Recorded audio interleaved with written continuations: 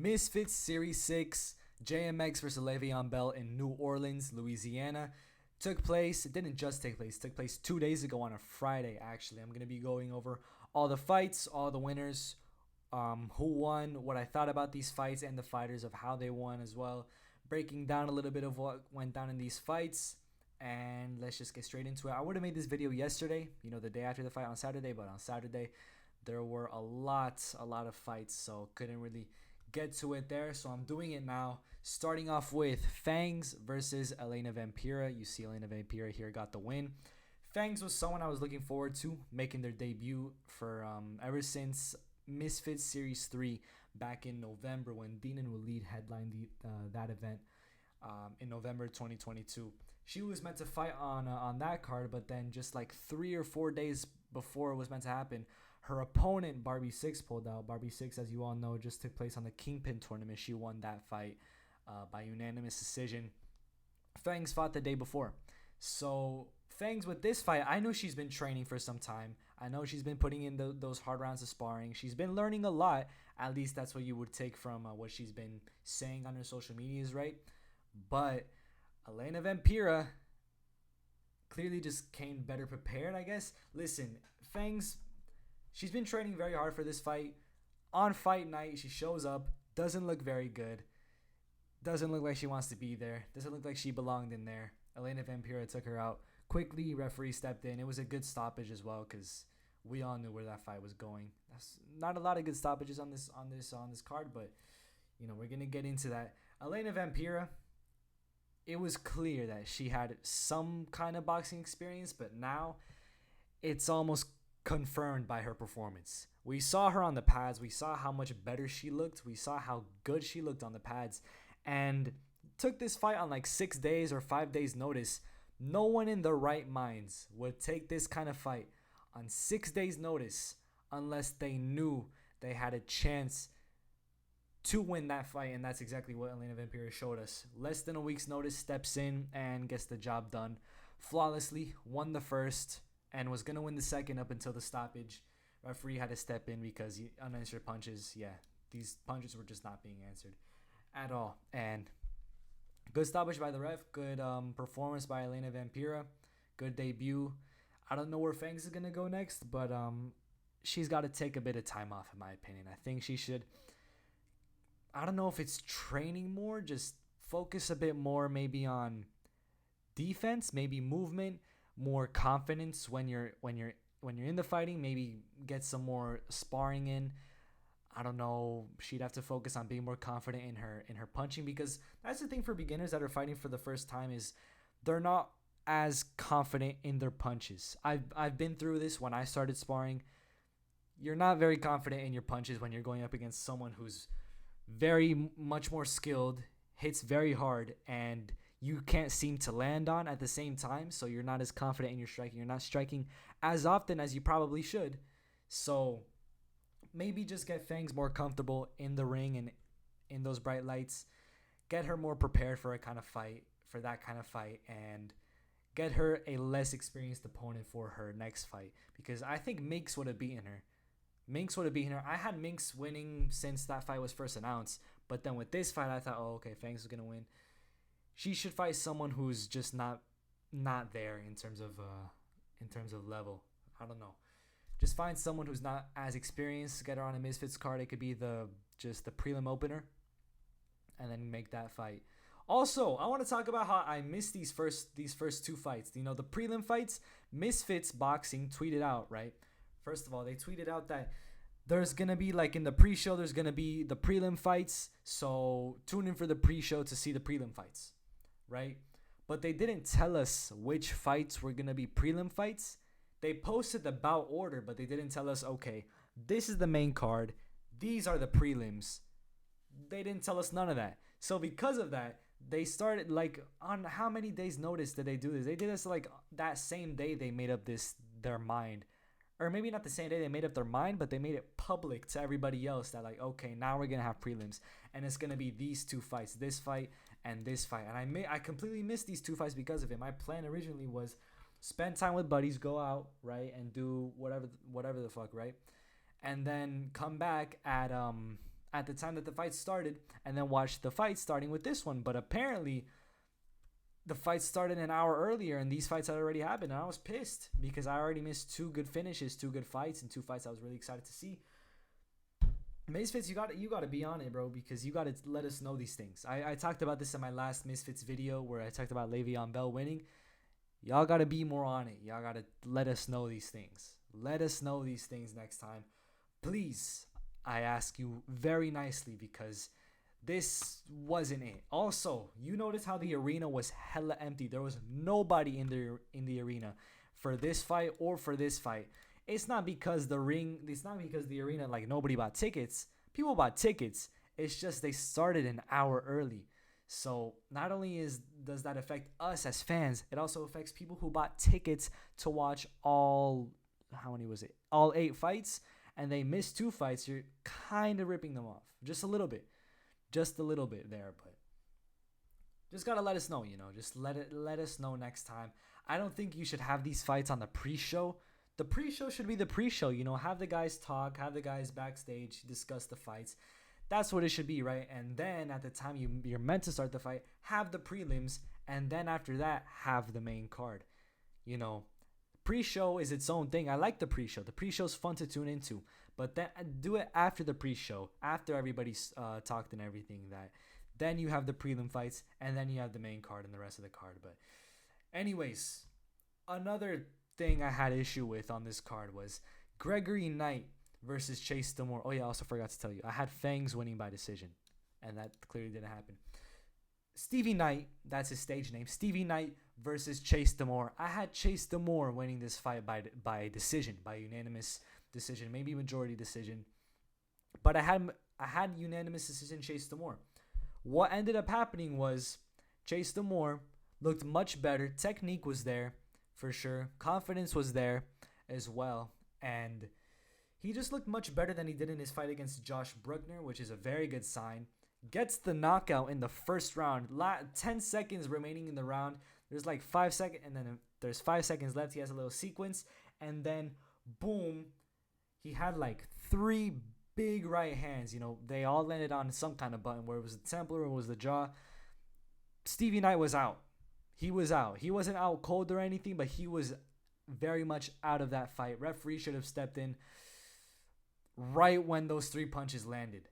Right when they landed. But instead, referee was a bit slow. And what Chase Demore decided to do is Stevie Knight took a knee. His right knee. I mean, it's not like he took the knee willingly. He was out, which is even worse in my opinion. Chase Demore, while Stevie Knight is grounded, hits him, hits him with 3 more very hard shots. Very full power shots from a 200-something pound guy on another guy that's knocked out, that hasn't fought before. It's very dangerous. Shame on the ref. Shame on Chase Demore. Chase Demore should be suspended for that. He should have his boxing license suspended. He should not fight for some time after that. He's got to have a clear understanding of the rules before he steps into a boxing ring, all right? Maybe it was accidental, but 1 punch is accidental. 2 punches are accidental. 5 punches, what does that tell you? And especially near the end, where Stevie Knight was just on the ground facing up. He was facing the roof. Chase Demore could see his face facing the ceiling, right? Still hit him with a few more shots. That's illegal in boxing. He got disqualified, as he should have. Got disqualified for that. And he should not fight for some time. He should be suspended. He should not fight for a few months because of that. That could have had a very bad impact on Stevie Knight, on any fighter, taking those kind of punches from such a heavy guy, such a powerful guy, while being knocked out. It's never good. It's never okay. The referee should have stepped in. You're there to watch the fighter's health, and you failed to step in on time. Shame on the ref. Shame on Chase Demore. It's such a shame as well, because Chase Demore was doing so well. That would have been an amazing win for him, an amazing comeback win.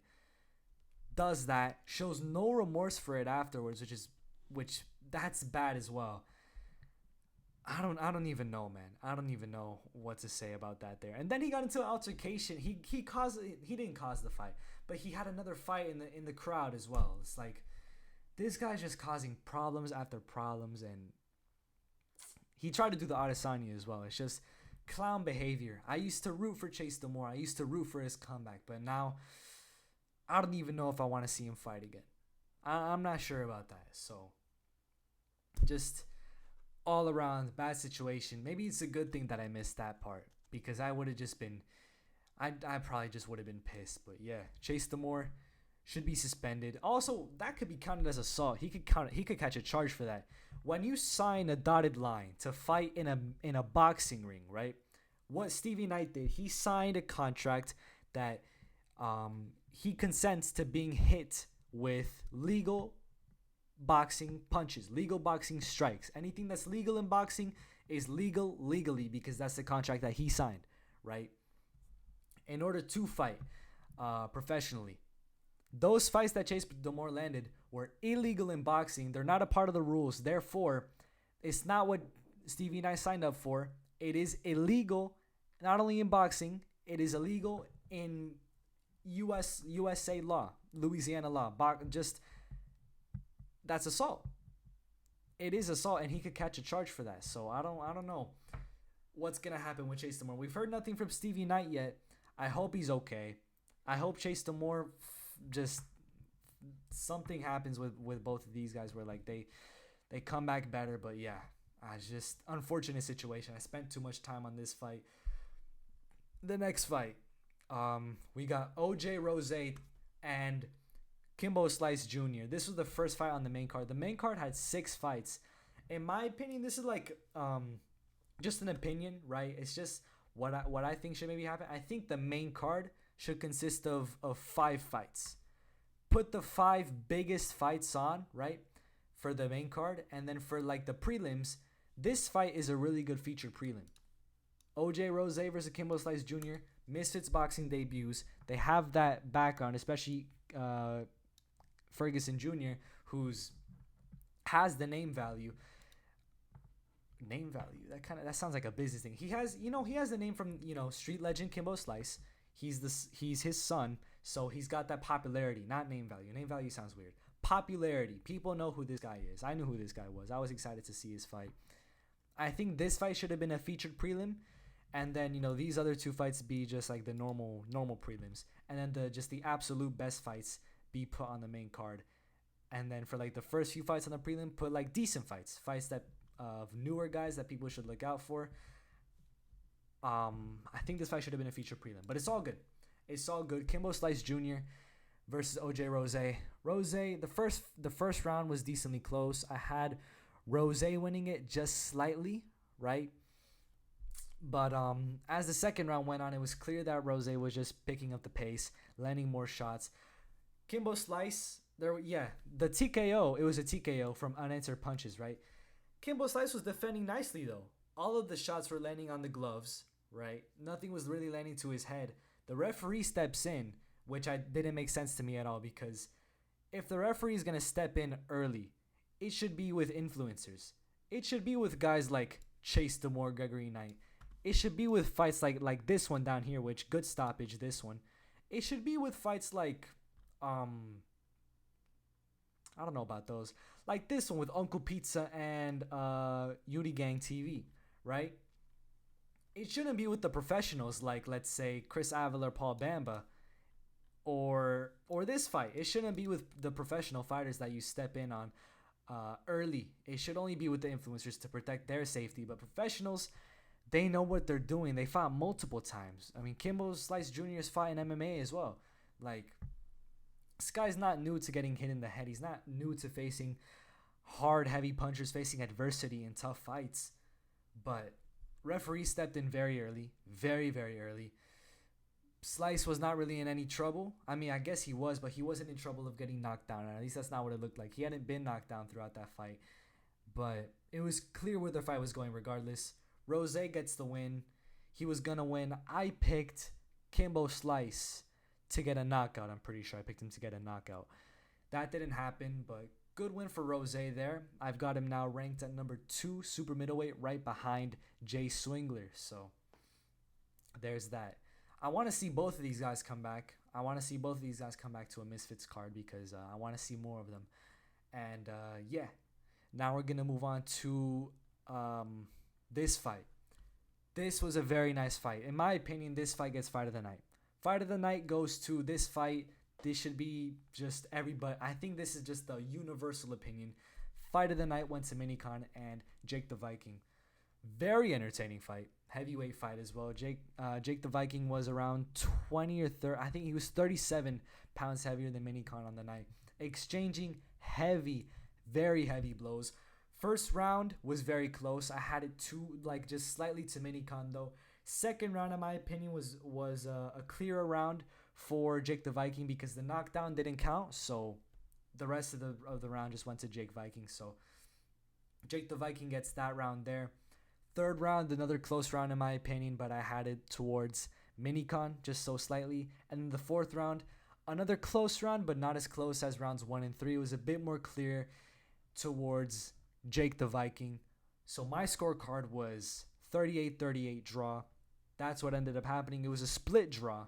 A split draw is when one judge has it to the red corner, one judge has it to the blue corner, and the third judge has the fight as a draw. That's a split draw. There's a unanimous draw, there's a majority draw, and there's a split draw.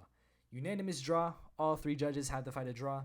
Majority draw, like we saw in KSI versus Logan Paul, is when two judges have it as a draw.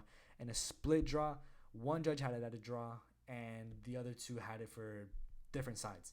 So split draw, I think it's fair. What do you expect out of a 4-round fight? It's very hard it's harder to not draw in a 4-round fight. That's why I think more of these fights should end up being 3 rounds or 5 rounds. Like, in my opinion, I think prelim fights should be 3 rounds. Main card fights maybe have them 4 rounds. I think the co-main event should always have 4 rounds. Then the main event should have at the very least 5 rounds. And then for championship fights as well, have it 5 rounds at the very least. So that's my opinion. That's my opinion again. But very fun fight regardless. I think if anyone were to have to win that fight, it would be Jake the Viking. He won the clearer rounds. He landed bigger shots as well. But Minicon did very well for himself.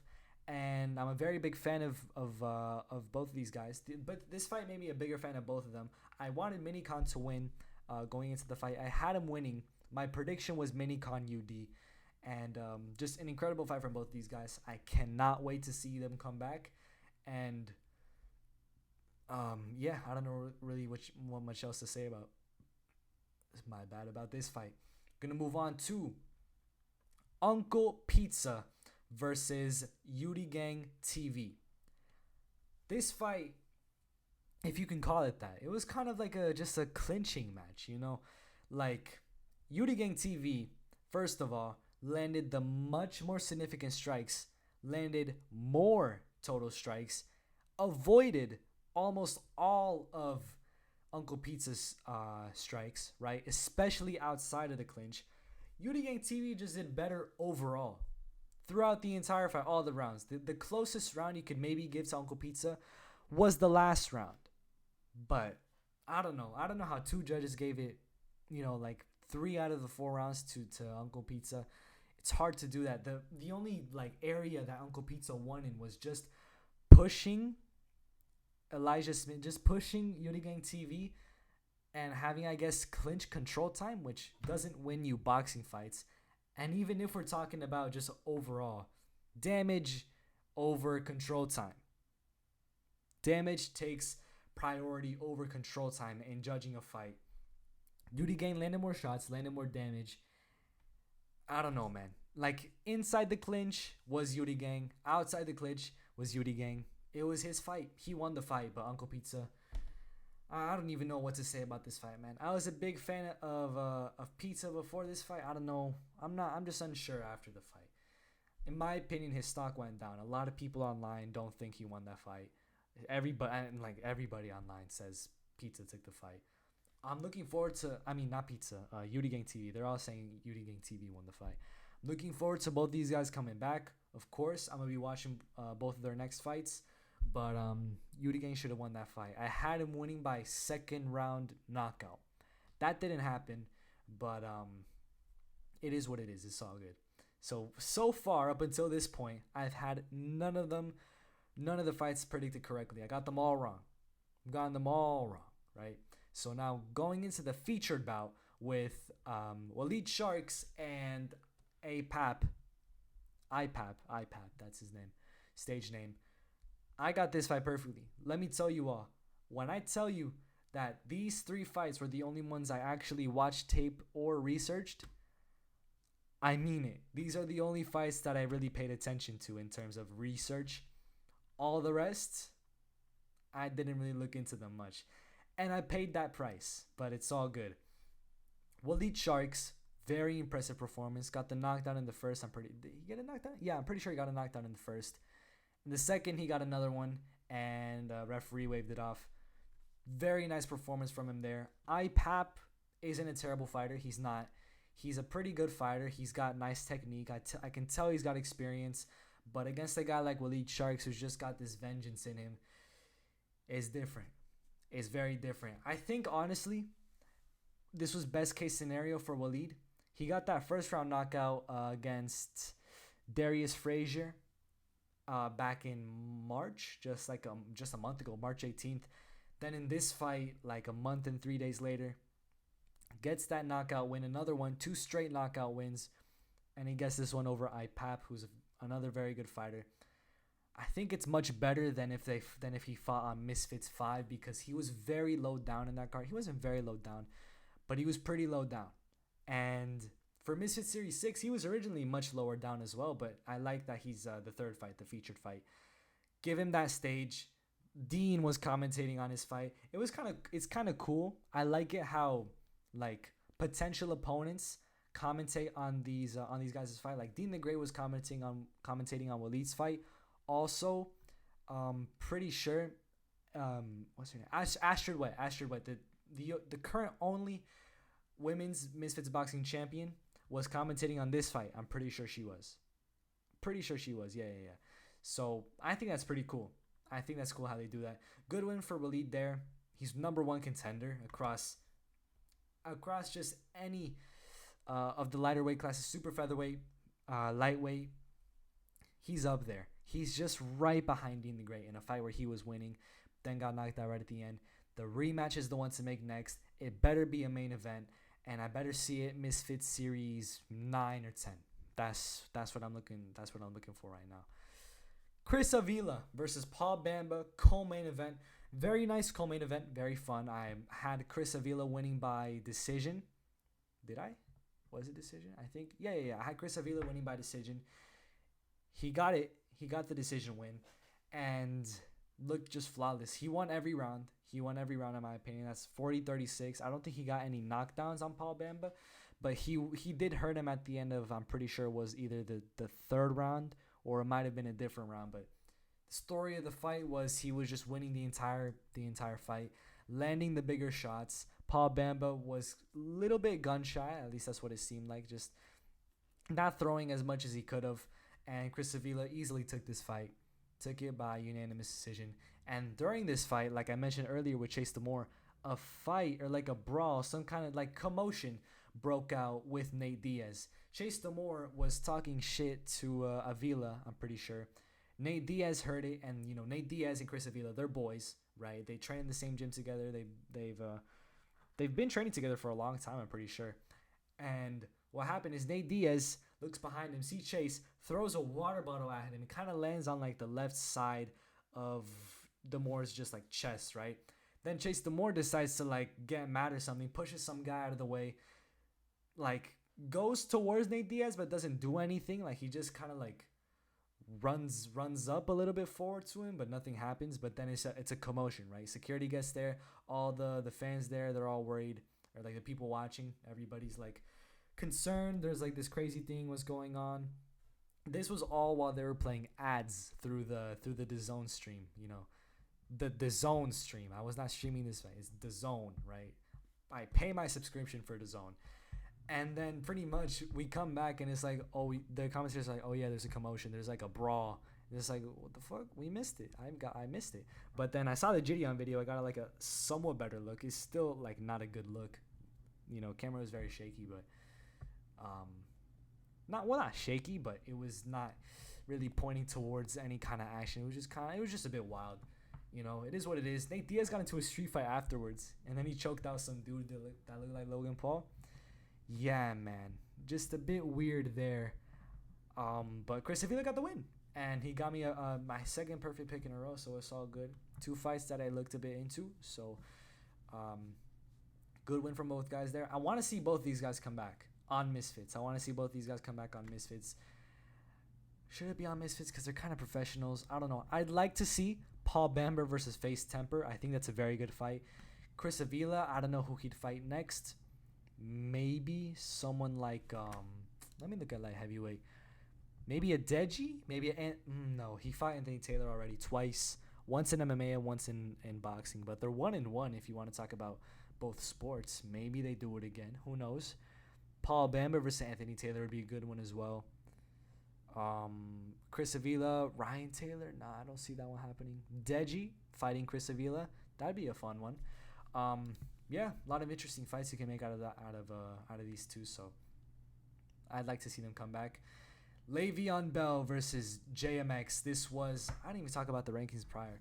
This was JMX, who I had number 2 in cruiserweight at the time, versus Le'Veon Bell, who was number 7 at the time I had him. If we're looking at right now, after this fight, JMX is number 3, Le'Veon Bell is number 2. My rankings are up on the channel already in the community posts. You can go look at those if you want. If you got any criticisms, anything you got to say about my predictions, not my predictions, my rankings, then let me know because I want to hear it. I want to hear anything that you guys got to say. If my rankings are off, then I got to fix that, because I like to have my rankings make sense. If you think there's something wrong and I think it's right, I'll try to justify it maybe, but if I'm just wrong and you brought it up to me, then you brought it up to me, and that's just overall, I'm trying to improve. I'm trying to have the best ranking system possible in terms of just Misfits boxing, because a lot of these guys, like on Twitter, for example, a lot of them just got terrible like top 10s, like whether it's pound for pound or just best top 10 or top 15.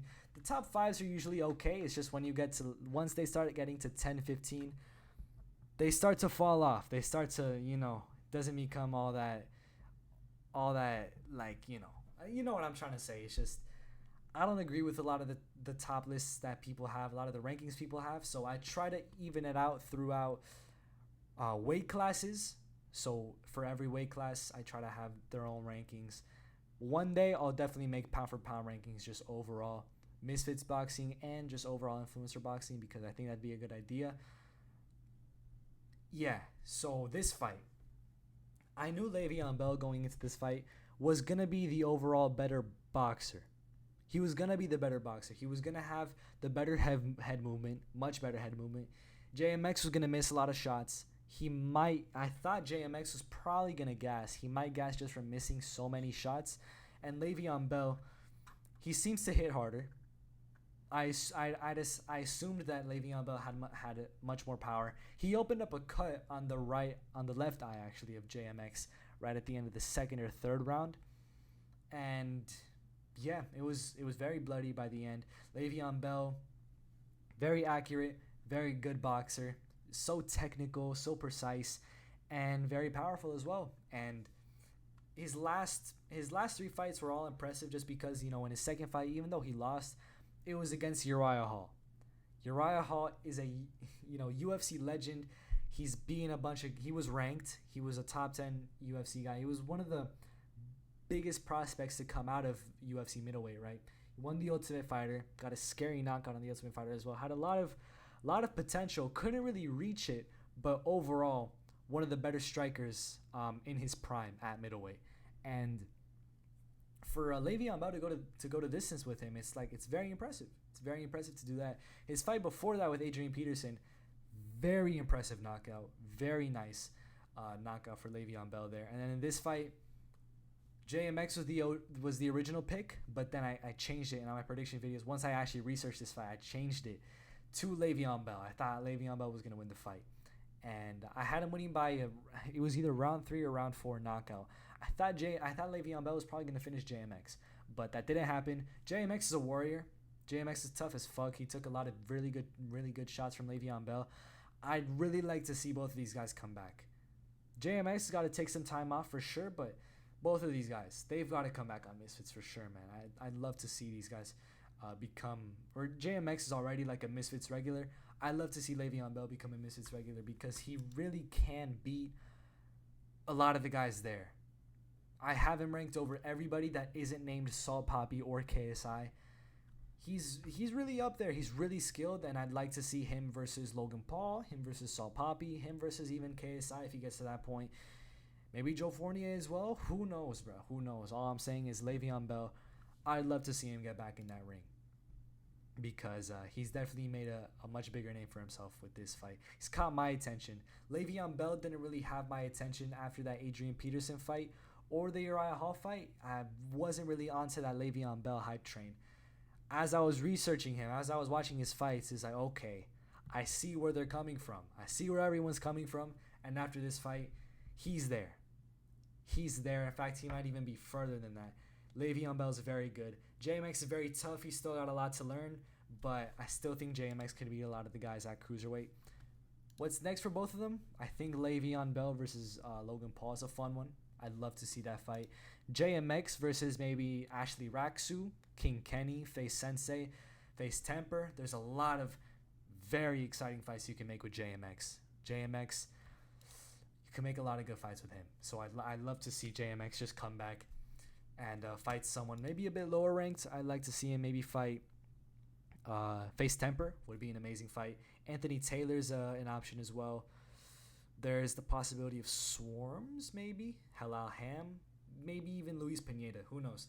There's a lot of guys available for JMX, and I think he can come back. Once he's ready to come back, he'll come back much stronger. Le'Veon Bell, the hype is real. This guy is dangerous to everybody at Cruiserweight right now. So, very nice event, in my opinion. It was a good event. I don't know what happened with these post-limbs, apparently. Doesn't look like they happened because there's no winner or loser announced. But, yeah, who knows? Good event. In my opinion, it was a pretty decent event. A lot of people online just love to hate. They're like, any event, like whether it's Misfits 5, 6, or 7, they're like, oh, this is the worst event we've seen, bro. Ain't nobody watching this, bro. We not tuning in to watch this, bro. It's like, who's we?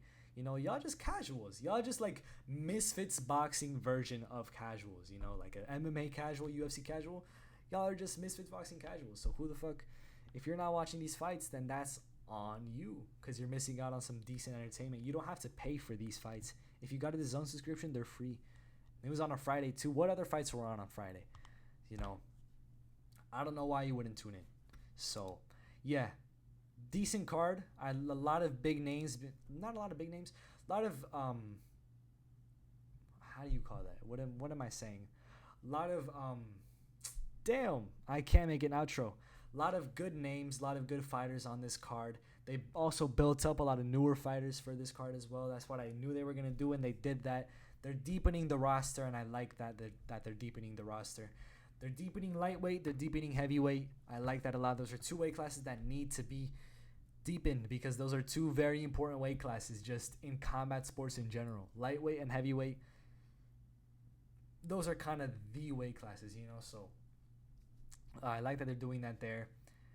Decently stacked card as well. JMX, Minicon, Fangs, Le'Veon Bell, Chris Avila, Paul Bamba, Waleed Sharks was on it, Chase Demore was on it, Kimbo Slice Jr. was on it, and a pizza guy was on it. So also Jake the Viking from, you know, the Mr. Beast crew. So why not? It's a decent card, and the next card is going to be much better. It's a KSI pay-per-view main event. So hell yeah, we're going to be tuning in for that one. This has been my review of JMX versus Le'Veon Bell. Misfit Series 6, decent. I'll give it a good decent, right? That's my grading for this card. And I'll see you all. Or I don't know if y'all watch UFC content, but if you do, my review for Pavlovich Blades is going to be next. So I don't know if you're into that. Maybe, but yeah, that's the one I'm doing next.